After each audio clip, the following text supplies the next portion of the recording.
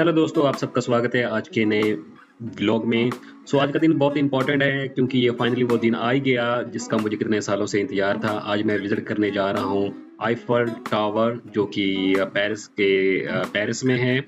और जो भी पेरिस के बारे में सोचता है वो हमेशा इस आईफ़ेल टावर उनके दिमाग में ज़रूर घूमता है। आज मैंने ये टावर विज़िट करने जा रहा हूँ अर्ली इन द मॉर्निंग। जो ये इसकी जो टाइमिंग है वो है 9 एएम टू 11 पीएम नाइट तक होती है। जैसे मैंने ऑलरेडी बताया हुआ है, इसका जो टिकट है वो डिपेंड करता है कि आप फर्स्ट, सेकंड या लास्ट फ्लोर पे जा रहे हो। टोटल जो इसका टावर की जो हाइट है तकरीबन 300 मीटर है। बाद में इसकी जो हाइट है वो इंक्रीज़ भी की गई है एंटीना लगाकर, वो ऑलमोस्ट 324 मीटर है। अगर आप फर्स्ट लेवल पर जाते हो तो आपको फर्स्ट और सेकंड लेवल का जो प्राइस है टिकट का वो सेम है, 15 euro by the stair only. Okay, अगर आप एलिवेटर यूज़ करते हो तो उसका जो प्राइस है 25 यूरो हो जाता है। अगर आप टॉप ऑफ द टावर जाना चाहते हो जो कि इसकी हाइट है 275 मीटर पर है, जो लास्ट इनकी स्टेज है, तो उसकी जो कॉस्ट है 36 यूरो है। बट जब मैंने विजिट किया तो जो लास्ट लेवल था इसका वो क्लोज था, तो सेकंड फ्लोर तक ही मैंने टिकट ली है। और मेरा जो मेन पर्पस था इसको विजिट करने का, not through the elevator, by the stair. आपको पता है इसकी हिस्ट्री के बारे में, आपको जस्ट मैं क्विक इंफॉर्मेशन देना चाहता हूँ। जो ये टावर को बनाने वाली जो कंपनी थी उसका जो मेन आर्किटेक्चर इंजीनियर था जिसका नाम था गुस्तेव आईफल, उसके नाम पर ही ये आईफल टावर पड़ा है। जो ये टावर था बेसिकली एक जो फ्रेंच रेवोल्यूशन को 100 ईयर की सेलिब्रेशन में ये टावर बनाया गया था। इस टावर की जो शुरुआत थी 1887 से लेकर 1889 तक 2 साल और कुछ महीनों में ये टावर कंप्लीट किया गया था उस टाइम में। तो उसकी जो हाइट थी उस टाइम में 280 मीटर थी। उसके बाद में ये इसकी हाइट 300 मीटर तक रही। उसके बाद में इसमें बहुत सारे और एंटीना जोड़कर इसकी जो लास्ट हाइट थी वो 330 मीटर की गई। जो ये टावर है बेसिकली ये इसका जो कॉन्ट्रैक्ट था वो 20 ईयर का था। उसके बाद में इसको डिसमेंटल करना था। बट क्या हुआ कि उसके बाद में जब ये इसकी रेवोल्यूशन जो आई टेक्नोलॉजी में, इमर्जिंग रेडियो ट्रांसमिशन टेक्नोलॉजी जो नई इजाद हुई इस कंट्री में, तो उन्होंने इस टावर का यूज़ किया। तो इसको जो इसकी डिमोलिशन थी वो रुक गई थी क्योंकि एज पर द कॉन्ट्रैक्ट ये 20 ईयर के बाद इसको डिसमेंटल करना था। और एक और फैक्ट है कि 1944 जब ये हिटलर ने पेरिस जो फ्रेंच कुछ पार्ट था उसके ऊपर उन्होंने इन्वेड किया, तो हिटलर ने ऑर्डर दिया था इस टावर को गिराने का, बट उसका ऑर्डर फॉलो नहीं हुआ। बट इसके अलावा हिटलर खुद इस टावर के ऊपर इसने जो इसके पार्ट थे और इस एरिया था उसको विजिट किया था। इसके अलावा जो ये आईफल टावर है अभी ये बहुत इम्पोर्टेंट और यूनिक एक मोन्यूमेंट है पेरिस में। जब भी कोई इसको विजिट करने आता है, इस स्पेशली जो पेरिस को विजिट करने आता है, जो डेफिनेटली इस जो ये टावर है इसको विजिट करता है। ये टॉलेस्ट मैन मेड स्ट्रक्चर रही है जो इसने कम से कम 41 ईयर इसका जो रिकॉर्ड है वो होल्ड किया है। अभी जो ये टावर था मैंने बाय जो स्टेयरकेस यूज़ करते हुए इसके ऊपर मैं जा रहा हूँ, आप देख सकते हो।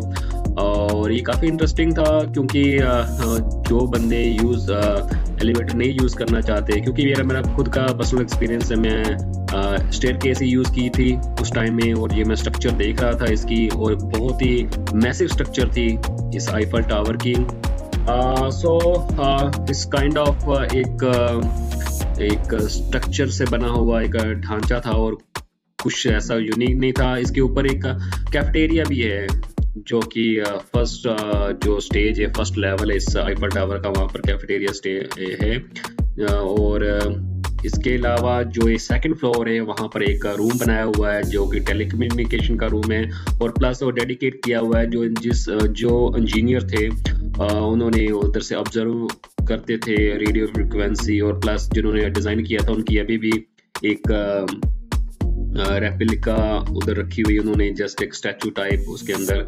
अभी आप जो ये स्ट्रक्चर है तकरीबन as per the data more than 10,000 ton जो स्टील स्ट्रक्चर है इसका वेट है, और क्योंकि इसमें जो भी इसके पार्ट्स है वो भी इंक्लूड हो जाते हैं, और इसमें जो आयरन पार्ट यूज़ किए हैं वो 18,000 के तकरीबन इसके आयरन जो डिफरेंट पार्ट्स हैं जो आप ये देख रहे हैं, ठीक है। तो जो ये टावर है ये 4 पिलर के जो स्टैंड है उस पर खड़ा है, तो इस काइंड ऑफ यूनिक स्ट्रक्चर।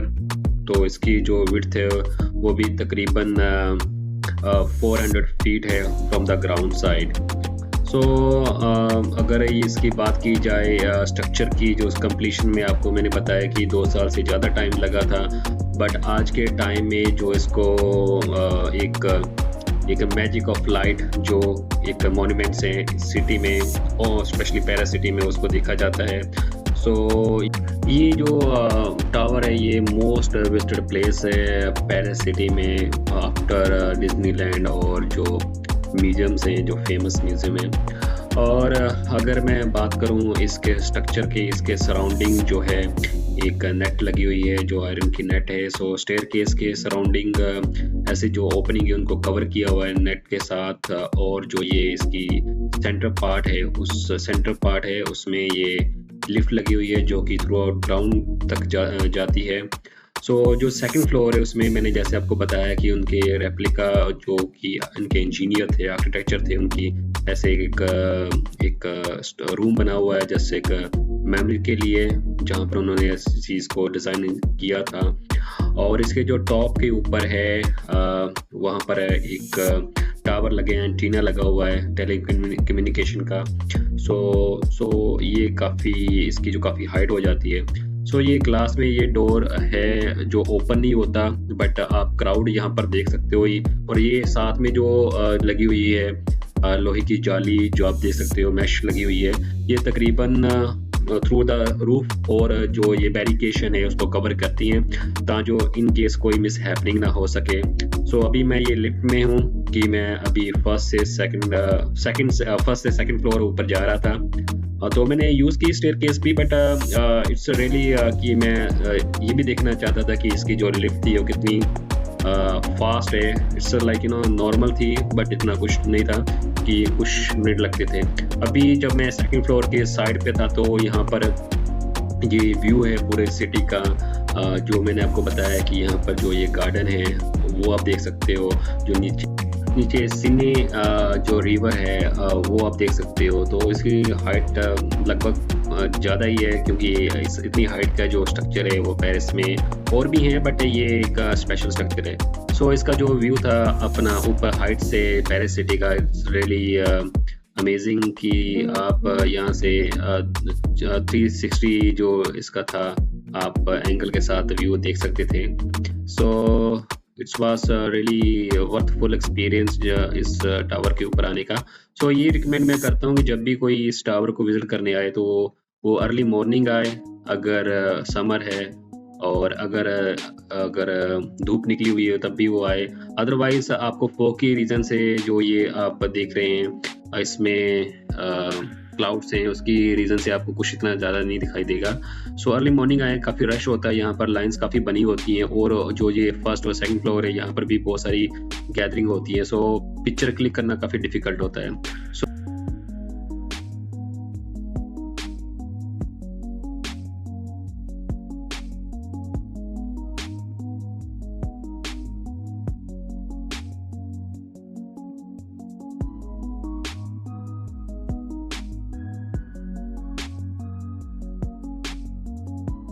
दोस्तों आईफल टावर की टूर करने के बाद अभी बारी थी सीने नदी में सैर करने की। सो जो क्रूज शिप हैं उसकी टिकट मैंने ली जो कि तकरीबन 18 यूरो थी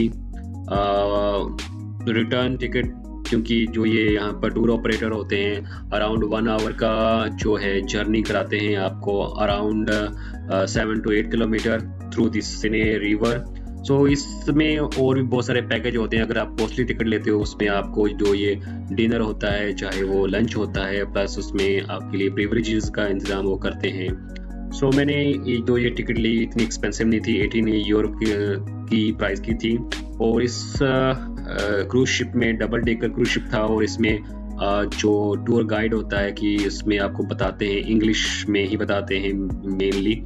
तो जो रिवर है सिने, उसके सराउंडिंग में कौन कौन से मोन्यूमेंट्स हैं, कौन से म्यूजियम हैं, और कोई चैपल चर्चेस आती हैं जो बहुत ही पुरानी है, उसके बारे में प्रॉपर हिस्ट्री दी जाती है। जहाँ फिर सिटी काउंटी के जो भी बिल्डिंग्स हैं जो कि बहुत पुरानी है, उनके बारे में इंफॉर्मेशन दी जाती है। सो ये आप देख रहे हो कि ये इनसाइड का था, कि जो ये क्योंकि बाहर जो काफ़ी ठंड थी, बहुत सारे लोग अंदर बैठे हुए थे, कुछ लोग इसके, ये आप देख सकते हो कि जो ये लेडीज है, इसने माइक पकड़ा हुआ है और ये बता रही है कि बहुत साइड पे जो बिल्डिंग्स हैं और कौन कौन सी फेमस मोन्यूमेंट्स है, उसके बारे में डिटेल दे रही है टूरिस्ट को। सो डेक के ऊपर भी बैठने का एक अलग से एक्सपीरियंस था। सो जो ये बोट थी, ये जो पासेस बने हुए थे कि अंडर दी आर्ट ब्रिज में, उसके नीचे से जा रही थी, और ये बता रहे थे प्रॉपर कि जो ये इसकी हिस्ट्री क्या है इस सिटी की, और प्रॉपर जो ये बिल्डिंग के बारे में बता रहे थे। So it was really fantastic experience था, और इसमें तो बहुत मज़ा आ रहा था। स्पेशली ये 1 आवर में फर्स्ट टाइम मैं सिने नदी में क्रूज में सैर कर रहे थे। और plus this is really important कि इसके लिए आपको कोई एडिशनल टिकट या फिर बिफोर अराइवल टिकट कोई ऐसी बुक नहीं करनी पड़ती। आप ऑन द स्पॉट ही यहाँ पर आकर टिकट परचेज कर सकते हैं। सो अगर आपने दिन का टूर करना है चाहे नाइट का टूर करना है, इसकी टिकट सेम ही होती है, कोई इसमें डिफरेंस नहीं होता। बट नाइट में क्या होता है कि जो लाइटिंग है सिटी की, वो आपको उसका एक सीन दिखता है। दिन में क्या है कि दिन में जो एक जो व्यू है, स्पेशली जो साइड का जो व्यू है, वो आपको एक डिफरेंस डिपेंड अपॉन कि आप किस टाइम में यूज़ करना चाहते हो। सो मैं प्रेफर करता था कि दिन में इसको यूज़ करूँ, ताकि मुझे अच्छी तरह से जो बिल्डिंग्स है, जहाँ ऐसे मॉन्यूमेंट्स हैं जो कि इस नदी के साइड्स पे, वो मुझे अच्छी तरह से दिख सकें, क्योंकि रात को ये पॉसिबल नहीं हो पाता। सो ये कुल मिलाकर ये एक्सपीरियंस बहुत अच्छा रहा। और जो इस टूर का था, ऑलमोस्ट 1 आवर का टूर था इस क्रूज का, और बहुत सारे टूरिस्ट आए हुए थे, और बोट की अवेलेबिलिटी, जो ये शिप है इसकी अवेलेबिलिटी भी ज़्यादा थी। सो ये नहीं क्या कि इनके ये जो बहुत लोग हैं और आपकी बारी नहीं आ रही। सो जिस बोट में मैं बैठा था उसमें तो बहुत सारी सीटें खाली थी, और लोग लगातार आ रहे थे। जैसे मैंने आपको बताया कि मेनली आईफल टावर इस लोकेशन में देखने आते हैं, और जो भी आईफल टावर देखता है वो डेफिनेटली ये क्रूज शिप के साथ की सैर भी करता है इस नदी की, जो कि एक बहुत पुरानी नदी है।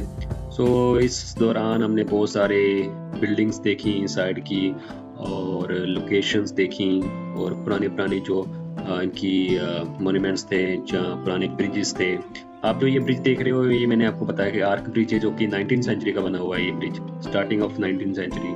सो इसका नाम नेपोलियन थर्ड रखा हुआ है। सो तकरीबन जितनी भी ये बिल्डिंग्स और ब्रिज थी, वो काफ़ी 100 साल से ऊपर की ये बिल्डिंग और ब्रिजेस बने हुए हैं यहाँ पर, और बहुत ही खूबसूरत डिज़ाइन है।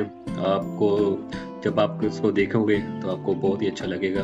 और प्लस जो ये सिने रिवर है, ये भी बहुत क्लीन थी, और इसमें मुझे नहीं लगा कि ये इसमें कुछ पोल्यूटेड है, और इतनी शिप चल रही थी, सो इतने टूरिस्ट थे, और it was really great to see कि इसको इन्होंने प्रॉपर मेंटेन किया हुआ है। और इसके साथ ही दोस्तों, ये मैं इस दिन के जो व्लॉग था उसका एंड कर रहा हूँ। और साथ में आपको मैं हाईली रिकमेंड करता हूँ, जब भी आप पेरिस आएँ तो जो जितने भी आपकी बकेट लिस्ट में स्पॉट्स हैं जो आपने विजिट करने हैं, उनमें से डेफिनेटली जो आईफल टावर जरूर होगा। प्लस आप जो ये टूर है सिने रिवर का क्रूज टूर है, ये डेफिनेटली है, चाहे आप इवनिंग में आए चाहे आप दिन में आए, तो ये आपको एक डिफरेंट एक्सपीरियंस देगा। और thank you very much for watching this video, and we continue. Thank you.